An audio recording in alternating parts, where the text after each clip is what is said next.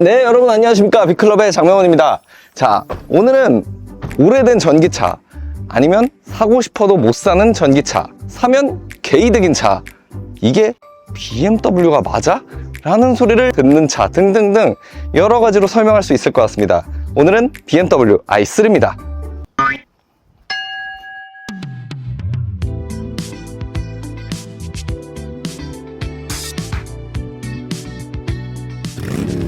이 BMW i3는 2013년도에 첫 출시를 해서 2014년에 국내 첫 출시가 됐습니다. 그런데 아쉽게도 2022년에 단종되었죠.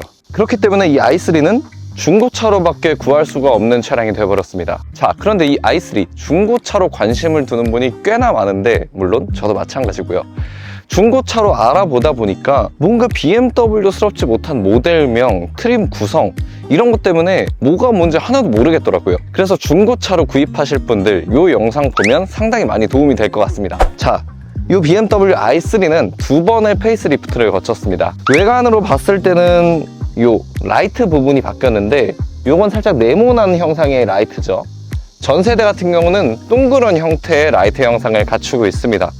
그거 외엔 특별히 디자인적으로 변화한 건 없어요. 대신 스펙적으로 업그레이드를 했다고 합니다. 요즘 전기차엔 잘 쓰지 않는 표기 방식이지만 이 i3는 암페어라는 방식으로 자신을 표현하고 있어요. 1세대는 64A, 2세대는 94A, 3세대는 120A, 이런 식으로 표현을 하고 있어요. 그래서 중고차 매물을 보다 보면 헷갈리실 수가 있는데 64, 94, 120 이렇게만 보시면 되고, 120이면 제일 최신형의 i3구나 이렇게 생각해 주시면 편할 것 같습니다. 그리고 트림 구성도 굉장히 독특해요. BMW 같은 경우는 20, 30, 40 이런 식으로 원래 보통 트림이 결정되는데, 이 i3 같은 경우는 룩스, 솔 플러스, 비스 이런 식으로 구성이 되어 있습니다. 그러니까 암페어에서는 120A가 제일 최신, 이 트림에서는 비스 트림이 가장 프로비다 이렇게 생각해 주시면 됩니다.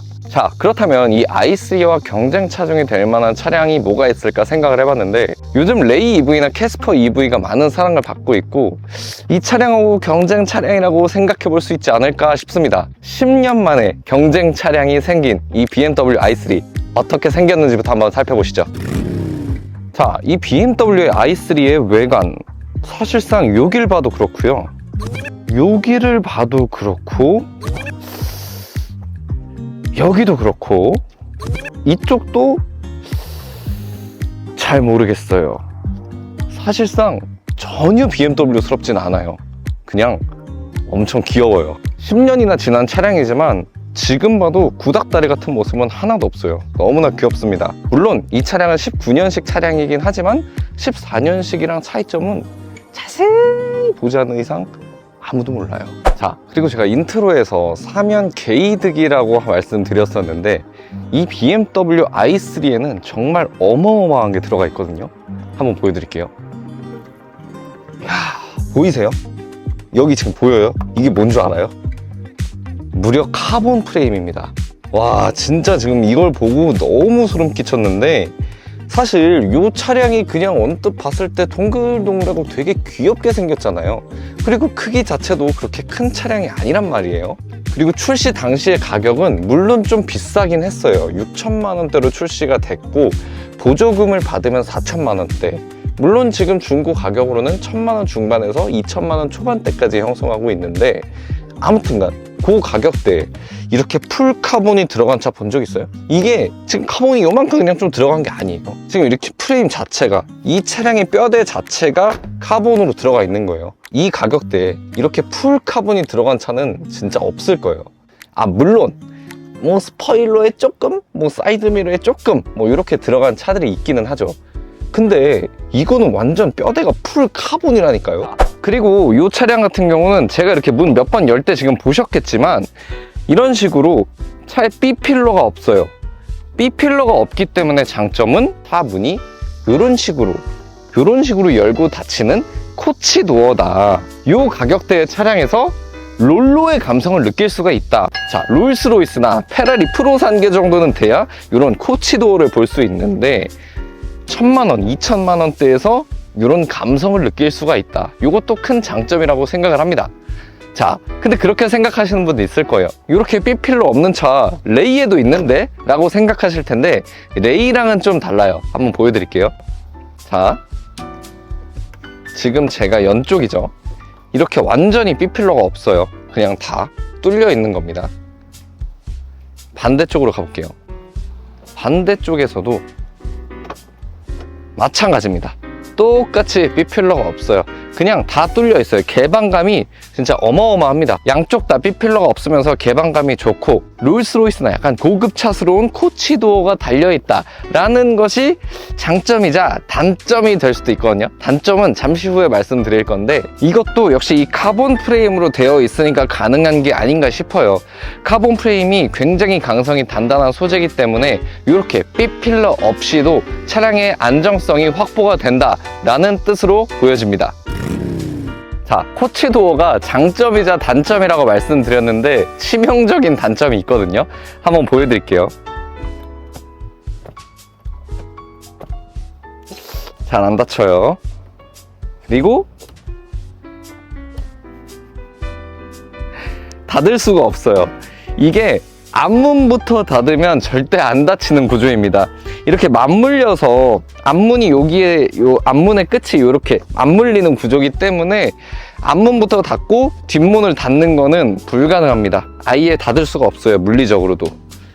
요게 이제 가장 큰 단점이고, 그 다음에 멋지긴 멋져. 개방감도 좋고 이렇게 코치도어로 돼 있는 건 좋은데 이제 문제는 뒤에 탈 때거든요.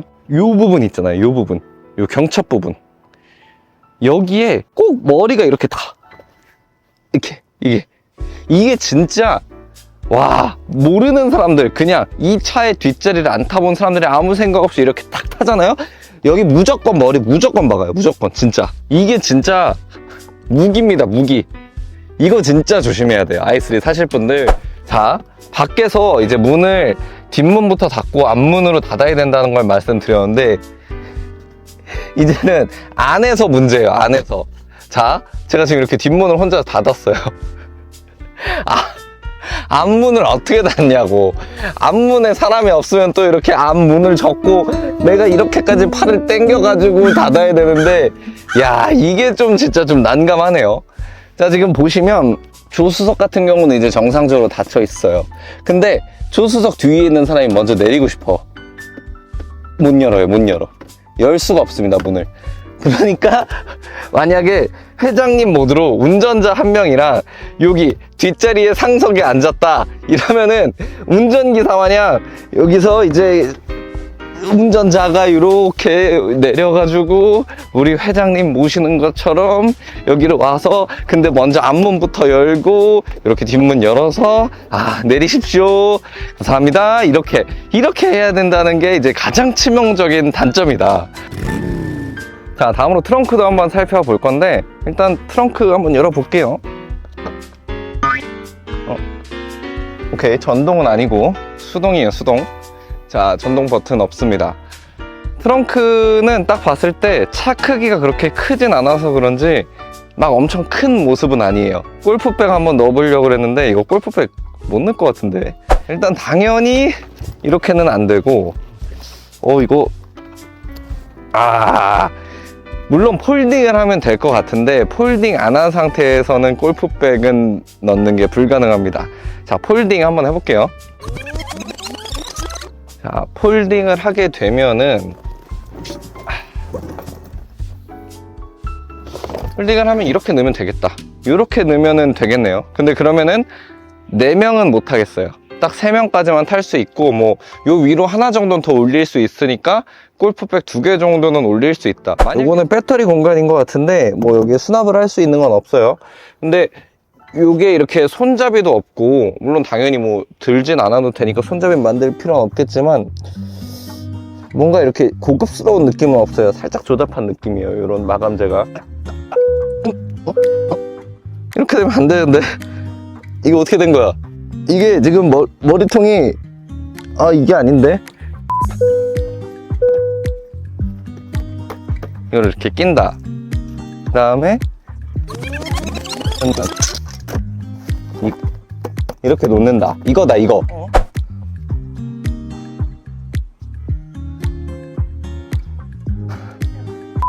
아무튼 뭔가 차박이 막 잘 되는 건 아닌 것 같아요.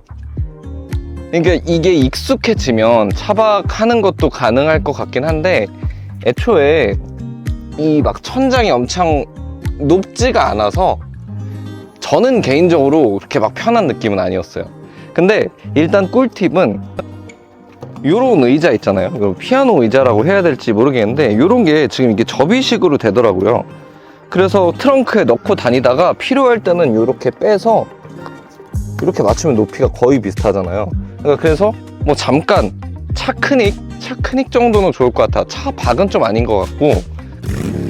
자, 실내로 한번 들어와 봤는데요.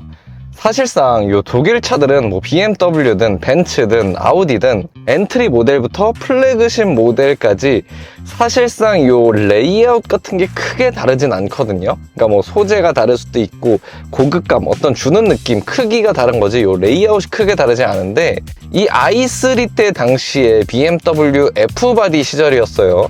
지금 나온 5 시리즈보다 전 세대였죠. 그 레이아웃이랑은 완전히 달라요. 이런 부분만 봤을 때는 언뜻 렉서스 같기도 하고, 이 메인 내비게이션 화면이 상당히 독특한데, 요즘 BMW 보면 이렇게 일자로 쭉 되어 있는데, 사실 BMW가 생각하는 게 이 디스플레이가 살짝 공중에 떠 있는 느낌, 이런 것들을 살짝 연출하고 싶어 하거든요.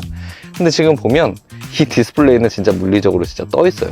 그래서 이렇게 한번 만들어 보고, 아, 요게 멋져가지고 이번 이제 페이스리프트된 뭐 3 시리즈랄지 새로 나온 5 시리즈랄지 이렇게 적용되는 게 아닐까라는 또 생각을 해보게 되고요. 자, 그 다음에 또 새로운 게 요 스티어링 휠이에요. 스티어링 휠이 전혀 BMW에서는 또 처음 보는 스타일의 휠이죠. F바디스럽기도 해요, 요 버튼들을 보면. 근데 딱 봤을 때 이 모양이 처음 보는 느낌이고, 이 BMW 핸들이 살짝 되게 손에 꽉 찰 정도로 살짝 두꺼운 편이에요. 그래서 저는 개인적으로 그립감이 좋다고 느껴지는 핸들이었는데, 이 i3 같은 경우는 기존 BMW의 스티어링 휠보다 이 두께가 되게 얇은 느낌이에요. 손에 딱 잡았을 때 완전히 그냥 꽉 잡혀. 뭐 이거를 좋아하시는 분들이 있을 것 같아요. 근데 저는 좀 더 두꺼운 걸 좋아하다 보니까 살짝 이질감이 드는 느낌입니다. 그 다음에 이렇게 블루링을 넣으면서 이제 나는 친환경 차야라는 아이덴티티를 이때부터 좀 보여주기 시작했습니다. 계기판이 마치 무슨 요즘 나오는 뭐 ID3나 미니처럼 풀 디스플레이처럼 보이지만 이게 페이크예요. 제가 비상 깜빡이 한번 켜볼게요. 딱 요 부분까지만 화면이에요. 아무것도 안 들어오죠, 저기밖에. 그 다음에 또 시동을 키면 요런 데들은 디스플레이가 아니에요. 다 요거는 일반적인 계기판 느낌인 거고, 여기만 디스플레이입니다. 그 다음에 또 굉장히 신기했던 건 BMW에서 처음 보는 방식의 기어 시프터예요. 마치 어떻게 보면은 요즘 나오는 현대차의 칼럼식 기어봉이랑 또 얼핏 비슷한데, 더 신기한 건 스타트 버튼이 보통 이런 데나 아니면 뭐 이런 데 위치해 있는데 여기 있어요, 기어 시프터에 같이. 근데 오너분들의 말을 들어보니까 이게 은근히 편하다고 하더라고요. 여기 있는 게 스타트 버튼 탁 누르고 바로 뒤로 탁 들어가는 게 은근히 편하다고 합니다. 똑같아요. 요렇게 딸깍 하면 드라이브, 요렇게 뒤로 딸깍 하면 리버스 후진이고, 살짝 하면 N이겠죠? 그 다음에 여기 P 버튼이 딱 있습니다. 그리고 시동을 뒀다가 시동을 켰다가. 저는 아직 편한지는 모르겠지만 굉장히 독특합니다. 그리고 여기 보면은 이게 지금 되게 천처럼 생겼거든요. 이 BMW i3의 내장재들은 전부 다 재활용이 가능한 친환경 소재로 만들어졌다고 하는데, 이 부분이 케나프 소재라는 뭐 어떤 굉장히 친환경 신소재라고 해요. 저는 이미지로나 그냥 눈으로만 봤을 때 되게 부직포처럼 느껴졌는데 되게 딱딱해요. 딱딱한 플라스틱, 되게 얇은 플라스틱 같은 느낌으로, 와, 생각 보기와는 다르게 전혀 다른 질감을 보여주고 있습니다. 그리고 또 장점은 여기에 이렇게 우드로 파여 있는데, 이제 우드가 장점이 아니라 수납 공간이 어마어마합니다. 여기에 수납을 딱 할 수가 있어서 뭐 핸드폰이나 이렇게 차키도 놔두기도 좋고, 뭐 이렇게 지갑이랄지 놔두기 너무 좋은 수납 공간이고요. 이게 10년 전에 만들어졌잖아요. 뭐 아무리 페이스리프트라고 쳐도 사실 14년식이랑 배터리 말고는 달라진 게 없단 말이에요. 정말 놀라운 건 C타입 단자가 있어요. C타입 단자. A타입도 있고 C타입도 있고, 와, 이 당시에 C타입 구멍을 만들 생각을 하다니 진짜 놀랍습니다. C타입 단자가 있는 거는 요즘 차들, 진짜 요즘 나온 지 한 2, 3년 정도 된 차들부터 C타입이 생기기 시작한 거거든요. 이야, 진짜 놀랍습니다. 자, i3 지금 본격적으로 주행을 해보고 있는데, 사실상 요즘 전기차 화재도 있고 이 전기차에 대한 불안감, 전기차에 대한 거부감, 이런 것들이 지금 사회적 이슈잖아요. 그래서 전기차 포비아라는 말이 지금 나올 정도로 전기차에 대한 이슈가 굉장히 큰 상황인데, 걱정 마세요. 이 BMW i3는 중국산 배터리 아니고 삼성 SDI 배터리가 장착되어 있습니다. 요즘 나오는 BMW 전기차들도 사실 iX1을 제외하면은 대부분 삼성 SDI 배터리가 장착되어 있거든요. 그러니까 BMW는 10년 전부터 선견지명이 있었던 거죠. 자, 앞서 말씀드렸던 것처럼 제가 지금 타고 있는 모델은 i3 120A 솔 플러스 모델이고요. 42.2kWh의 배터리가 들어가 있습니다. 그리고 환경부 인증 거리로는 뭐 한 250km 정도라고 해요. 근데 실제적으로 이제 뭐 요 차량의 오너분이랄지 동호회 분들이랄지 조사를 해보면은 250km보다 훨씬 많이 간다고 하더라고요. 보통 300km 정도로 보시면 되고 동호회에서 최대 400km까지 찍으신 분들도 있다고 해요. 그러니까 일단 배터리 사이즈가 크지가 않기 때문에 주행 가는 거리가 살짝 아쉽죠. 자, 그렇지만 이렇게 생각해보면 어떨까요? 이건 나온 지 10년? 뭐 3세대 모델이니까 10년까지는 아니고 나온 지 이제 한 뭐 5년 정도 된 모델이고, 이제 막 나오는 레이 EV나 캐스퍼 EV랑 사실상 주행 가는 거리가 비슷비슷하거든요. 그러니까 굉장히 대단한 기술력이라고 볼 수가 있죠. 자, 이 차량 같은 경우는 뭔가 최초의 전기차는 아니어도 사실상 우리가 지금 타고 다니는 전기차에 약간 틀을 만들어준 느낌이라고 해야 될까요? 1세대 전기차스러운 모습을 보여주고 있어요. 일단 그 얘가 이 회생제동 있잖아요. 회생제동의 양이 굉장히 셉니다. 사실 이거는 사람에 따라서 좀 굉장히 좀 불쾌하다 라고 느낄 수도 있을 것 같은데, 요즘 전기차들에서 회생제동 모드를 강력하게 하면 그 느낌이 되게 싫거든요. 왜냐면 되게 멀미나는 느낌이에요. 뭔가 내 맘대로 차를 컨트롤할 수가 없는 느낌이 나서 되게 싫은데, 이것도 사실 엇비슷한 느낌은 나거든요. 악셀레이터에서 발을 떼자마자 차가 회생제동이 굉장히 강력하게 들어오면서 그냥 진짜 브레이크를 세게 밟는 것처럼 느껴져요. 근데 이게 뭔가 속도를 올리면 올릴수록 좀 덜 불쾌하다고 해야 될까요? 저속에서는 이게 약간 확 멈추는 느낌이라면, 고속으로 달리다가 뗄 때는 그냥 스무스하게 멈춰주는 느낌? 얘가 그래도 나름대로 조절을 해주는 느낌이에요. 근데 안타깝게도 뭔가 이 패들 시프트가 있달지, 이 시스템 내에서 뭔가 회생제동의 양을 조절할 수 있달지 그런 게 없어요. 그러니까 오로지 그냥 하나야. 그리고 요즘 BMW 보면 이 기어에 B모드 있잖아요. 그러니까 완전히 원페달 드라이빙 모드가 있고 원페달 드라이빙 아닌 모드가 있는데, 이건 그냥 오로지 원페달 드라이빙이야. 물론 물리적인 브레이크도 있죠. 근데 마치 수동차에서 클러치로 밟다가 마지막에 브레이크 밟는 것처럼 이 차도 그냥 이 브레이크가 거의 수동차의 클러치 페달 같은 느낌이에요. 그러니까 거의 그냥 악셀 떼는 것만으로도 웬만한 브레이크는 다 커버가 됩니다. 그리고 이 i3가 타이어 사이즈가 진짜 난해하더라고요. 앞에가 155, 그 다음에 70, 19인치고 뒤에는 175, 60, 19인치예요.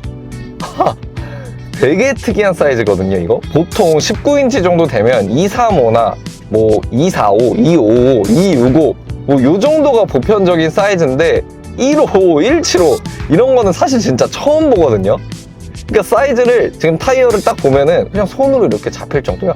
사실 타이어라는 게 되게 크고 무겁다고 느껴지는 건데 요거는 와 그냥 이렇게 잡히더라고요. 그러니까 플립 접은 거보다 조금 더 큰 정도의 사이즈? 그래서 되게 얇아서 와 이거 주행할 때 안정감이 좀 떨어지겠는데? 라고 생각을 했는데 솔직히 지금 전혀 그런 거는 없어요. 자, 이번에는 승차감에 대해서 얘기를 한번 해보고 싶은데, 이 BMW i3 승차감이 별로 안 좋다라는 평들이 많았어요. 제가 지금 몇 시간 동안 타면서 승차감에도 좀 집중을 하면서 타봤는데 그렇게 이렇게 안 좋은 평을 들을 만한 정도인가 싶기는 해요. 근데 제가 타보니까 딱 그런 것 같아요. 막 너무 딱딱하고 안 좋아, 토할 것 같아 이런 느낌이라기보다는 BMW 뭐 한 320이나 뭐 330 정도의 M 스포츠 패키지 요 정도의 승차감이 아닐까 생각됩니다. 이게 럭셔리 라인하고 M 스포츠 패키지하고 서스펜션이 조금은 달라서 M 스포츠 패키지 차량들이 조금 더 딱딱한 느낌이 있거든요. 그러니까 좀 더 달리기 위함에 초점이 맞춰진 서스펜션인데, 그냥 제가 생각했을 때 이 i3는 뭔가 달리기 위한 차는 아니지만 딱 그 정도의 하드함? 그러니까 하루 이틀 운전하면서 적응하다 보면 사실 막 그렇게 크게 개의치는 않거든요. 그냥 딱 BMW의 평범한 320 정도의 M 스포츠 패키지 정도의 승차감인 것 같아요. 잘 깔려진 아스팔트에서는 사실 상관없는데 좀 약간 요철이 있는 구간, 그 다음에 한 오프로드까지는 아니어도 살짝 포장이 미흡한 도로에서는 이 도로의 노면이 잘 느껴지는데, 이거는 사실 개인적으로 호불호가 있는 것 같아요. 물론 잘 걸러주고 더 부드럽게 가면 좋겠지만 이게 어떻게 보면 BMW의 아이덴티티가 아닌가라는 생각이 듭니다. 자, 다시 한번 코너링.